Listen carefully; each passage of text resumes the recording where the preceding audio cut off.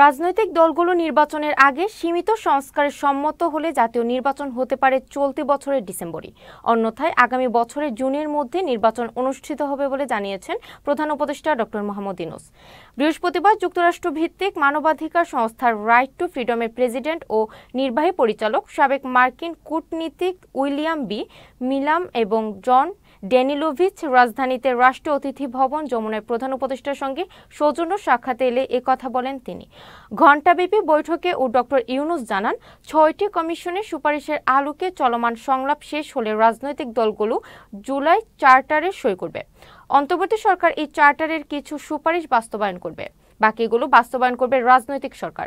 বৈঠকে বাংলাদেশ যুক্তরাষ্ট্র সম্পর্ক, রোহিঙ্গা সংকট, মিয়ানমারের শরণার্থীদের জন্য কমে আসা আন্তর্জাতিক সহায়তা, আগের সরকারের সময় লুট হওয়া $1 বিলিয়ন উদ্ধারের প্রচেষ্টা, প্রধান উপদেষ্টার সার্ক পুনরুজ্জীবিত করার উদ্যোগ নিয়ে আলোচনা হয়।